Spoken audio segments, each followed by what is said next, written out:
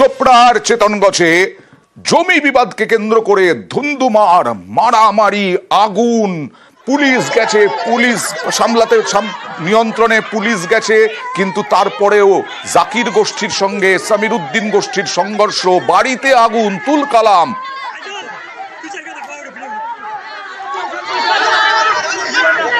এখনো পর্যন্ত যা খবর, দুই গোষ্ঠীর সংঘর্ষে জখম বেশ কয়েকজন।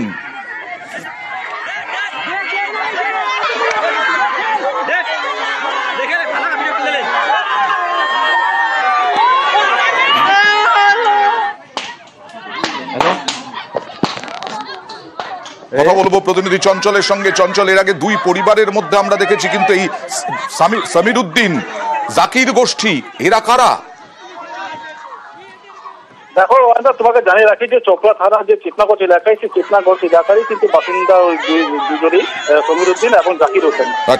অভিযোগ যেটা রয়েছে যে জাকির হোসেনের যে জমি, সেই জমি কিন্তু জাকির হোসেনের দখলে ছিল এবং দীর্ঘদিন ধরে সেই জমি জাকির হোসেনের পরিবার চাষবাস করে খাচ্ছিল এবং সেই নিয়ে কোনো সমস্যা ছিল। কিন্তু এই জমি নিয়ে কিন্তু দুই পক্ষেই যখন জমি নিজেদের দাবি করে, তারপর থেকে কিন্তু তাদের ঝামেলা শুরু হয়। এবং আজকে অভিযোগ যেটা হচ্ছে যে সমীর উদ্দিনের যে লোকজন রয়েছে, যারা গোষ্ঠীর লোকজন, তারা কিন্তু সেই জমি দখল করতে গিয়েছিল, হাঁস করতে গিয়েছিল। তখনই কিন্তু জাকির হোসেনের লোকজন বা পরিবারের লোকজন বাধা দিতে গেলেই সংঘর্ষ বাধে এবং এই সংঘর্ষে কিন্তু বেশ কয়েকজন জখমও হয়েছেন দুপক্ষেরই। তার পাশাপাশি যেটা অভিযোগ উঠে আসছে যে জাকির হোসেনের যে বাড়ির যে ঘর রয়েছে, সেই ঘরেও কিন্তু আগুন লাগিয়ে দিয়েছে সমীর উদ্দিনের লোকজন বলে অভিযোগ উঠছে। এই ঘটনা নিয়ে খবর দিয়ে ঘটনাস্থলে যায় চোপড়া থানা পুলিশ। পরিস্থিতি নিয়ন্ত্রণে আনলেও পরিস্থিতি অনেকটা উত্তেজনা হয়েছে বলে জানা গেছে। ওকে,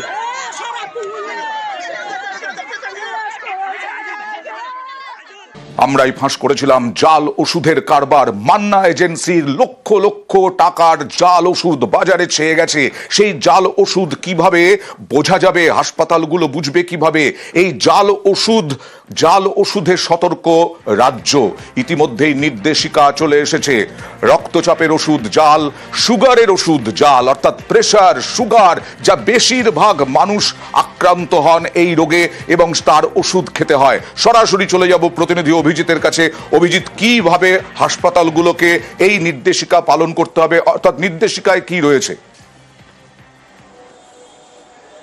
অয়ন, গত কয়েকদিন আগেই হাওড়ার এই মান্না এজেন্সি নামে যে ডিস্ট্রিবিউটার সংস্থা, সেই ডিস্ট্রিবিউটার সংস্থায় রাজ্য ড্রাগ কন্ট্রোল এবং কেন্দ্রীয় ড্রাগ কন্ট্রোল একযোগে হানা দিয়ে এই যে প্রেসারের ওষুধ, গ্লেনমার্ক ফার্মাসিউটিক্যালসের তৈরি টেলমা AM, যেটা ঘরে ঘরে ব্যবহার করা হয়, উচ্চ রক্তচাপ কমানোর ওষুধ, হাই ব্লাড প্রেশার কমানোর ওষুধ, সেই ওষুধ দেখা গেছিল কোটি টাকার ওপরে ওষুধ, জাল ওষুধ। এবং তারপরেই ওষুধ প্রস্তুতকারী যে সংস্থা, সেই সংস্থার কাছে জানতে চাওয়া হয়েছিল যে কোন কোন দিক থেকে নকল করা হয়েছে। এবং যেটা জানা গেছে, সেই গ্লেনমার্ক ফার্মাসিউটিক্যালসের পক্ষ থেকে যেটা জানানো হয়েছে রাজ্য ড্রাগ কন্ট্রোলকে, যে ওষুধের যে ব্যাচ নাম্বার, সেই ব্যাচ নাম্বার নকল করা হয়েছে। ওষুধের QR কোড, সেই QR কোড যেটা জাল করা হয়েছিল, তাতে দেখা যাচ্ছে QR কোড স্ক্যান করলে কুড নট ভেরিফাইড। এবং একই সঙ্গে ওষুধটা ফার্মাকোপিয়া আইন অনুযায়ী সেখানে সঠিকভাবে কাজ করছে না। এবং তারপরেই রাজ্যের সমস্ত সরকারি হাসপাতালকে নির্দেশ দেওয়া হয়েছে যাতে এই ব্যাচ নাম্বার খতিয়ে দেখা হয় এবং একই সঙ্গে যাতে QR কোড স্ক্যান করা হয়, তারপরেই যেন ওয়ার্ডে যেন রোগীদেরকে দেওয়া হয়। প্রাইভেট হাসপাতালগুলো এবং নার্সিংহোমগুলোর ক্ষেত্রেও একই রকম নির্দেশিকা। এরই সঙ্গে রাজ্যের সমস্ত যে রিটেলার এবং ডিস্ট্রিবিউটাররা যারা রয়েছেন, তাদেরকেও নির্দেশ দেওয়া হয়েছে যেন খোলা বাজারে যখন ওষুধ বিক্রি করা হবে, সেখানেও যেন QR কোড স্ক্যান করা হয় এবং ব্যাচ নাম্বার মিলিয়ে দেখা হয়, যাতে কোনোভাবেই এই জাল ওষুধ যেন সাধারণ মানুষ না পায় বা না খায়। তার জন্যই রাজ্য ড্রাগ কন্ট্রোল বোর্ড এইরকম ভাবে ব্যবস্থা গ্রহণ করেছে। ওকে, দেখা যাক এই পদক্ষেপে রোগীরা কতটা উপকৃত হতে পারেন। আমরাই দেখিয়েছিলাম, বারবার বলছি, যে মান্না ড্রাগ এজেন্সি, তার 145টি ওষুধ গুণমানের পরীক্ষায় ফেল। প্রেসারের ওষুধ খাচ্ছেন, সুগারের ওষুধ খাচ্ছেন, সেগুলোই কি জাল? দেখুন।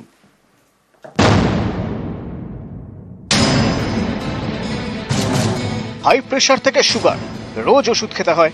এছাড়া জ্বর হলে প্যারাসিটামল, পেটে ব্যথা কিংবা বদহজম, চট করে অ্যান্টাসিড, কখনো আবার সুস্থ হতে অ্যান্টিবায়োটিক। রোজকার এমনই নানা ওষুধেই কি বড় বিপদ? প্রশ্নটা উঠছে, কারণ গুণমানের পরীক্ষায় পাশ করতে পারেনি বহু ওষুধ। নামি দামি কোম্পানির 145টি ওষুধ ড্রাগ কন্ট্রোলের পরীক্ষায় ফেল করেছে। এর মধ্যে কেন্দ্রীয় ড্রাগ কন্ট্রোলের পরীক্ষায় ফেল করেছে 52টি ওষুধ, আর বিভিন্ন রাজ্যের ড্রাগ কন্ট্রোলের পরীক্ষায় ফেল করেছে 93টি ওষুধ।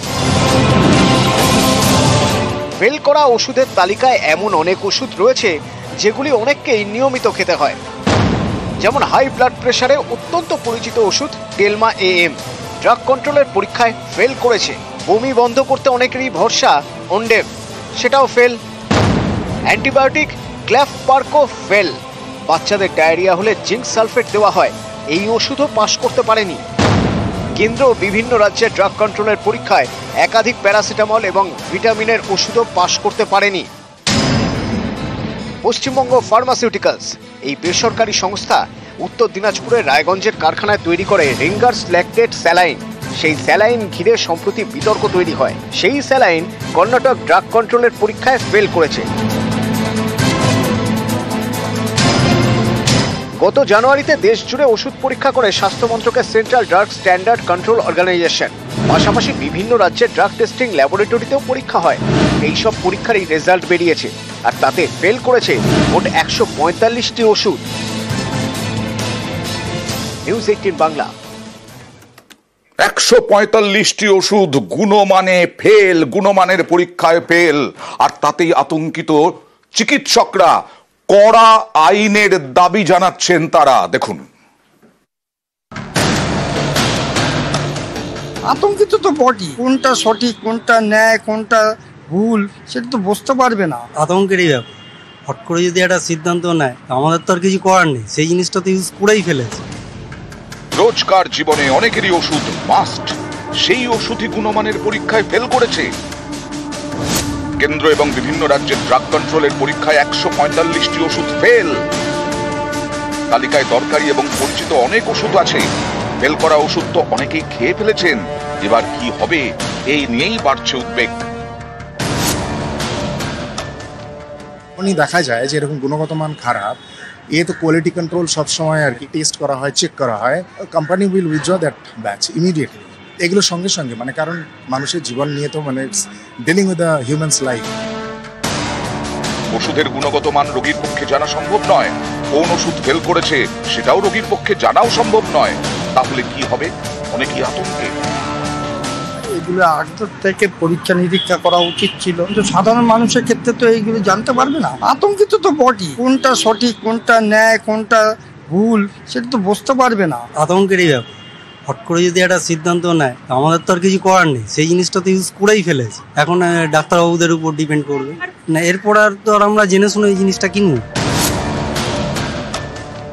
আমাদের তো ওষুধ পরীক্ষা করে লিখি না, আমরা ওষুধের যে কম্পোজিশন থাকে, যতটা আইপি ইন্ডিয়ান ফার্মাসিউটিক্যাল স্ট্যান্ডার্ড অনুযায়ী যা ওষুধের কম্পোজিশন সেই অনুযায়ী লিখি। ওষুধ কাজ না করলে একটা সমস্যা হচ্ছে যে আপনার অসুখটা বাড়ছে। ধরুন আপনার সুগার প্রেশার খুব কন্ট্রোলে আছে, হঠাৎ সুগার প্রেশারটা বেকন্ট্রোল হয়ে গেল। বেচারা হয়তো আগে সঠিক ওষুধ খাচ্ছিলেন, হঠাৎ একটা ব্যাচ পেয়েছেন যে ব্যাচটা সঠিক নয়, তো ন্যাচারালি সব বেকন্ট্রোল হয়ে গেছে। এই যে ক্ষতিটা, এটা তো মাপা মুশকিল, এবং এখান থেকে আপনার অপূরণীয় ক্ষতিও হতে পারে। নজরদারি আরো কঠিন, সঠিক এবং বাস্তবোচিত করতে হবে। আমাদের যে ধরনের নজরদারি আজ থেকে 25 বছর আগে ভ্যালিড ছিল, এখন সেই ধরনের নজরদারিতে হয়তো হবে না। আরো বেশি পরিমাণে ব্যাপারটাকে আরো স্ট্রিনজেন্ট করতে হবে।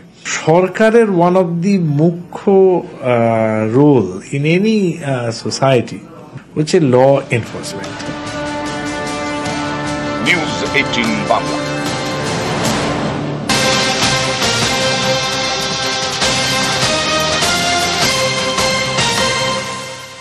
মালদা মেডিকেল কলেজের খবরে যাব। মালদা মেডিকেল কলেজের ফেসিলিটি ম্যানেজার সিবিআই এর হাতে গ্রেফতার। পুরনো মামলায় গ্রেফতার, 4 মাস আগে এখানে জয়েন করেছিলেন মালদা মেডিকেল কলেজে। কথা বলবো প্রতিনিধি সেবকের সঙ্গে।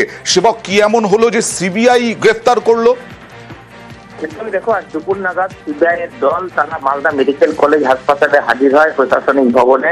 আর ঘটনা জুড়ে স্বাভাবিকভাবে হইচই পরে সিবিআই এর তদন্তকারীদের হাতে গ্রেফতার হন অভিজিৎ দাস। যিনি মালদা মেডিকেল কলেজের ফেসিলিটি ম্যানেজার পদে রয়েছেন। 4 মাস আগে তিনি এখানে এসেছিলেন। যেটা হাসপাতাল সূত্রে জানা যাচ্ছে যে তার বিরুদ্ধে পুরনো মামলা রয়েছে, পুরনো মামলায় তার বিরুদ্ধে সমন হয়েছিল, কিন্তু তিনি আদালতে সমনকে অগ্রাহ্য করেন। এরপরে গ্রেপ্তারি পরোয়ানা জারি হয়, আর তারপরে আজ কর্মস্থল মালদা মেডিকেল কলেজে হানা দেয়। তারপরে তাকে গ্রেপ্তার করে নিয়ে যাওয়া হয়েছে। তিনি আগে আলিপুরদুয়ারে ছিলেন, তার আগে কখনো কামারহাটি, কখনো বরানগরে ছিলেন। আর্থিক দুর্নীতির অভিযোগ রয়েছে, এমনটাই কিন্তু জানা যাচ্ছে। বেশ, সিবিআই এর পক্ষ থেকে একজন এসেছিলেন, উনি ওনাকে অ্যারেস্ট করেছেন, নন বেলেবল সেকশনে অ্যারেস্ট করেছেন। ভার্বালি যেটা ওনাদের কাছে শুনলাম, সেটা কোনো একটা কেসের সামন ছিল, তিনি অ্যাটেন্ড করেননি, 2-3 বার মানে অ্যাটেন্ড করেননি, তার জন্য ওয়ারেন্ট হয়েছে।